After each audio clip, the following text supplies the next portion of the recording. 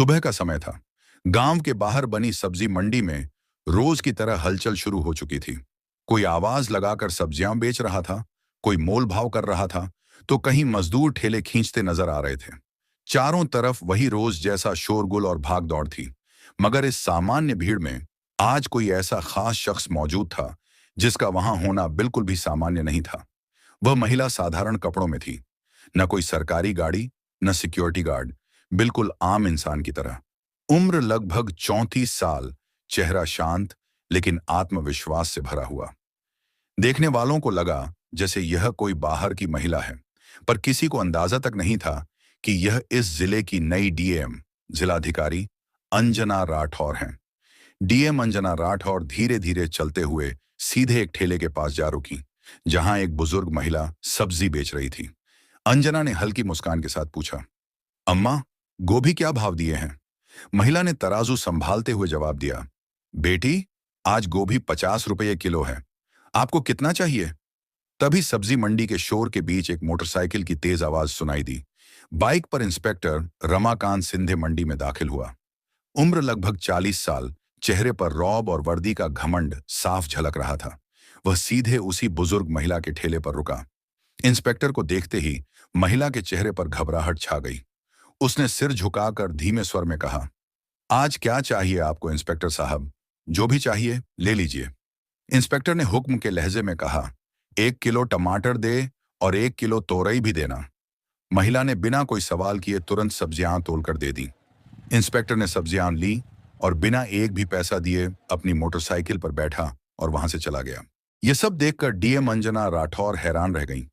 उन्होंने बुजुर्ग महिला से गंभीर स्वर में पूछा, अम्मा, उस इंस्पेक्टर ने आपको सब्जियों के पैसे क्यों नहीं दिए? और आपने उससे कुछ कहा क्यों नहीं? आपने उससे पैसे क्यों नहीं मांगे? महिला की आंखों में लाचारी साफ झलक रही थी। दर्द से भरे स्वर में उसने कहा, बेटी, क्या कहूं, इसका तो रोज का यही काम है। ये इंस्पेक्टर हर दिन ऐसे ही बिना पैसे दिए सब्जियां ले जाता है। जब मैं मना करती हूं तो मुझे धमकाता है, कहता है, मुझसे पैसे मांगेगी तू? तेरी इतनी हिम्मत, अभी तेरा ठेला उठवाकर नाले में फेंकवा दूंगा। बेटा, मुझे डर लगता है। अगर ठेला चला गया तो घर कैसे चलेगा? मेरे पति विकलांग हैं, उनका इलाज चल रहा है। हर हफ्ते उनकी दवाई लेनी पड़ती है, इसलिए मजबूरी में चुपचाप इसे सब्जियां दे देती हूं। अंजना यह सुनकर भीतर तक हिल गईं। उन्हें यकीन नहीं हो रहा था कि जो लोग कानून के रखवाले हैं वही उसका मजाक बना रहे हैं। उन्होंने गहरी सांस ली और बुजुर्ग महिला से पूछा, अम्मा, क्या आपकी कोई संतान नहीं है? महिला की आंखें भर आईं। उसने धीमे स्वर में कहा, एक बेटा था, फौजी था। 1 साल पहले जम्मू कश्मीर में मुठभेड़ के दौरान शहीद हो गया था। यह सुनकर अंजना के चेहरे पर गंभीरता और बढ़ गई। उन्होंने कहा, अम्मा, इस इंस्पेक्टर को तो आपकी मदद करनी चाहिए थी। आप इस उम्र में भी मेहनत करके अपना घर चला रही हैं और ऊपर से यह आपको डराता धमकाता है, बिना पैसे दिए सब्जियां लेता है। सच में कलयुग आ गया है, लेकिन अब आपको डरने की जरूरत नहीं है। उन्होंने बुजुर्ग महिला का हाथ थामते हुए कहा, अम्मा, अब मैं आपके साथ हूं। इस इंस्पेक्टर की दादागिरी अब और नहीं चलेगी। आप ऐसा कीजिए, मेरा नंबर ले लीजिए। कल जब आप ठेला लगाएंगी तो मुझे कॉल करना। कल आपके ठेले पर आप नहीं, बल्कि मैं रहूंगी। मैं खुद देखूंगी कि वह पैसे दिए बिना कैसे जाता है। अगर उसने फिर ऐसा किया तो मैं उसके खिलाफ सख्त कानूनी कार्रवाई करूंगी और उसे कानून की असली ताकत दिखाकर रहूंगी। बुजुर्ग महिला की आंखों में कुछ उम्मीद जागी। उसे लगा कि शायद यह महिला मुझे उस इंस्पेक्टर से छुटकारा दिला सकती है। अगली सुबह डीएम अंजना राठौर ने गांव की एक साधारण औरत का रूप धारण किया। उसने एक साधारण साड़ी पहनी और वह सब्जी वाली बुजुर्ग औरत के ठेले पर आकर खड़ी हो गई। ठेले पर सब्जियां तरीके से सजी हुई थीं। ताजी गोभी, गाजर, भिंडी, हरी मिर्च और आलू। चारों ओर वही रोज का सामान्य माहौल था। लोग आते जाते मोल भाव करते। कुछ ही देर में वही इंस्पेक्टर रमाकांत सिंधे अपनी मोटरसाइकिल पर वहां आ पहुंचा। उसने बाइक सीधे अंजना के ठेले के पास रोकी और घूरते हुए बोला, क्या बात है, आज फिर तू यहीं? वैसे तू उस औरत की क्या लगती है? कल भी तुझे यहीं देखा था और आज भी तू यहीं है। अंजना ने सहजता से जवाब दिया, मैं उनकी बेटी हूं। आज उनकी तबीयत खराब थी, इसलिए मैंने कहा कि आज ठेले पर मैं बैठ जाती हूं। इंस्पेक्टर ने चालाकी भरी मुस्कान के साथ कहा, ओह, तो तू उसकी बेटी है। उस बुढ़िया ने कभी बताया नहीं कि उसकी इतनी खूबसूरत बेटी भी है। सच कहूं, तू बहुत प्यारी लग रही है, उसने ठिठोली करते हुए पूछा। और बता, शादी हो गई क्या तेरी? अंजना ने शांत स्वर में कहा, नहीं, अभी नहीं हुई। इंस्पेक्टर ने हंसते हुए कहा, ओह अच्छा, मेरी भी शादी नहीं हुई है, मुझसे शादी करेगी? अंजना ने दृढ़ स्वर में कहा, नहीं, मुझे अभी शादी नहीं करनी। इंस्पेक्टर हंसकर बोला, अरे, मैं तो मजाक कर रहा था, छोड़ो ये सब, मुझे 1 किलो गोभी चाहिए, साथ में थोड़ा धनिया भी देना। अंजना ने बिना कुछ कहे चुपचाप सब्जियां तौलकर उसके हाथ में दे दी। इंस्पेक्टर बोला, अच्छा ठीक है, तो मैं चलता हूं। जैसे ही इंस्पेक्टर सब्जियां लेकर जाने को हुआ, अंजना ने तेज और सख्त आवाज में कहा, रुकिए इंस्पेक्टर साहब, आपने अभी तक सब्जियों के पैसे नहीं दिए। वह ठिठक गया। अंजना फिर बोली, सब्जियों के पैसे दीजिए, ऐसे नहीं चलेगा, यहां हमने कोई फ्री का भंडारा नहीं लगाया हुआ है। इंस्पेक्टर झुंझलाकर गुस्से में बोला, कौन से पैसे? मैं तो रोज सब्जियां फ्री में लेता हूं, अपनी मां से पूछ लेना, वो तो मुझे कुछ नहीं कहती। और तू ज्यादा जुबान मत चलाना मेरे सामने। वह जाने के लिए मुड़ा ही था कि अंजना की आवाज और तेज हो गई। रुकिए, आप मेरी मां से चाहे जैसे लेते हो, लेकिन मुझसे नहीं ले सकते। सब्जियों के पैसे तो देने होंगे आपको। अंजना ने फिर से कहा, इंस्पेक्टर साहब, हमें भी पैसे खर्च करके ही ये सब्जियां लानी पड़ती हैं, और अगर हम एक दिन भी सब्जी न बेचें तो हमारे घर में चूल्हा नहीं जलता। अंजना की आंखों में गुस्सा और आवाज में सख्ती थी। आप जैसे लोग फ्री में सब्जी लेकर हमारे पेट पर लात मारते हैं। इंस्पेक्टर साहब, इतना सुनते ही इंस्पेक्टर रमाकांत सिंधे का गुस्से का पारा और भी चढ़ गया। उसकी आंखें गुस्से से लाल हो गईं। बिना कुछ सोचे समझे उसने अचानक अंजना राठौर के गाल पर एक जोरदार थप्पड़ जड़ दिया। थप्पड़ इतना तेज था कि अंजना एक कदम पीछे लड़खड़ा गई। उसे समझ ही नहीं आया कि ये अचानक उसके साथ क्या हो गया। उसकी आंखों से आंसू आ गए, लेकिन उसने खुद को संभाल लिया। चेहरे पर दर्द साफ झलक रहा था, मगर उससे कहीं गहरी चोट उसके आत्मसम्मान पर लगी थी। अब चुप रहने का समय नहीं था। कांपती लेकिन दृढ़ आवाज में अंजना राठौर बोली, आपने एक महिला पर हाथ उठाकर बहुत बड़ी गलती की है। आपको अभी अंदाजा भी नहीं है कि आपने किस पर हाथ उठाया है। इसका अंजाम बहुत जल्द भुगतना पड़ेगा आपको। इंस्पेक्टर का पारा और चढ़ गया। वह गुर्राकर चिल्लाकर बोला, अबे तू क्या समझती है खुद को? कोई बड़ी रईस है, कोई कलेक्टर है, मंत्री है? तू है क्या? तेरी इतनी औकात कि मुझे आंख दिखा रही है? गुस्से में बेकाबू होकर उसने अंजना के बाल कसकर खींच लिए। अंजना दर्द से कराह उठी, मगर उसने हिम्मत नहीं हारी। किसी तरह झटके से अपने बाल छुड़ाए। उनकी सांसें तेज हो चुकी थीं, चेहरा लाल था, लेकिन हिम्मत पत्थर की तरह मजबूत खड़ी थी। कड़क आवाज में अंजना बोली, यह सब बहुत गलत हो रहा है। मैं तुम्हारे खिलाफ रिपोर्ट करूंगी। तुमने जो किया है उसका हिसाब तो तुम्हें देना ही पड़ेगा। पर इंस्पेक्टर तो अपनी वर्दी और रुतबे के नशे में चूर था। वो जोर से हंसता हुआ बोला, मेरी खिलाफ रिपोर्ट करेगी तू? तेरी इतनी औकात है? तू एक मामूली ठेले पर सब्जी बेचने वाली, और मैं इस इलाके का थानेदार। मैं तुझे यहीं खड़े खड़े खरीद सकता हूं। ज्यादा जुबान चलाई तो उल्टा तुझे ही झूठे केस में फंसाकर जेल में डाल दूंगा।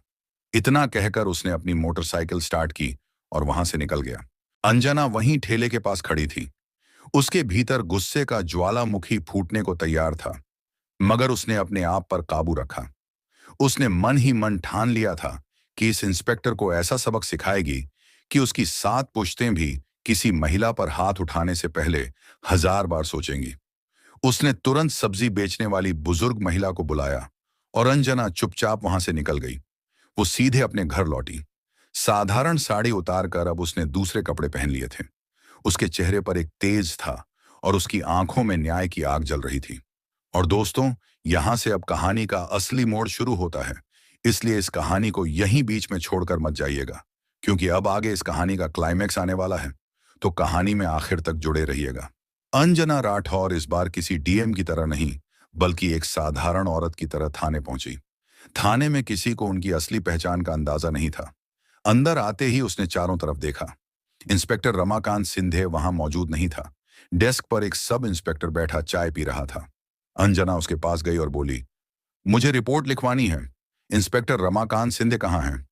सब इंस्पेक्टर ने कहा, इंस्पेक्टर साहब तो जरूरी काम से घर गए हैं। अंजना ने कहा, तो मुझे एसएचओ साहब से मिलवा दीजिए, सब इंस्पेक्टर ने फिर कहा।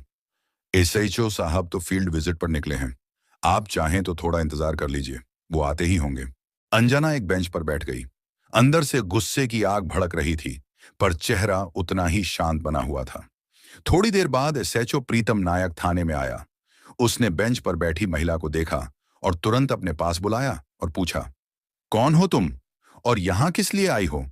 अंजना बोली, एसएचओ साहब, मुझे रिपोर्ट दर्ज करानी है। प्रीतम ने कहा, अच्छा, मेरे कमरे में आओ। दोनों उसके केबिन में गए।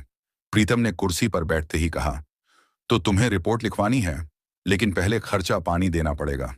यहां रिपोर्ट दर्ज कराने के 5,000 रुपये लगते हैं। लाए हो तो निकालो फटाफट, फिर लिखते हैं तुम्हारी रिपोर्ट।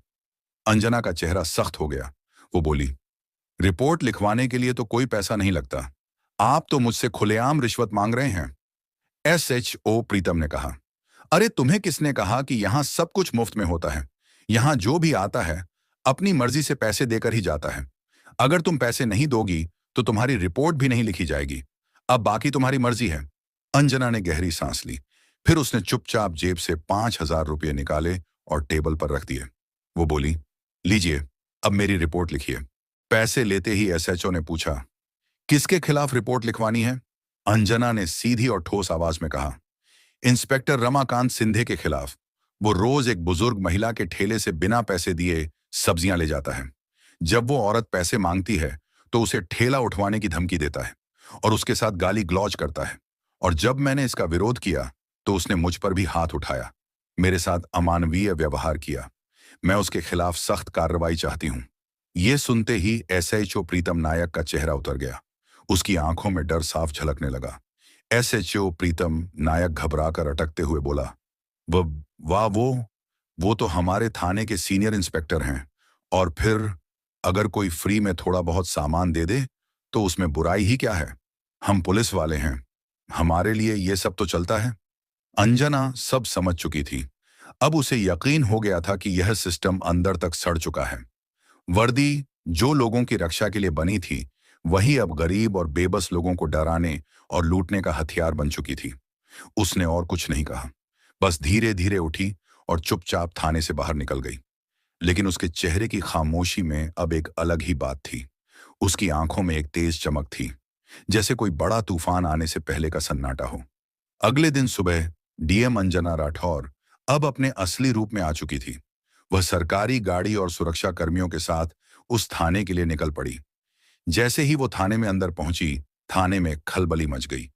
जो स्टाफ कल तक उन्हें एक आम औरत समझ रहा था, आज उन्हें इस रूप में देखकर सन्न रह गया। मुख्य हॉल में उनकी नजर सीधे इंस्पेक्टर रमाकांत सिंधे और एसएचओ प्रीतम नायक पर पड़ी। कल तक रौब में रहने वाले दोनों के चेहरे पर हवाइयां उड़ने लगीं।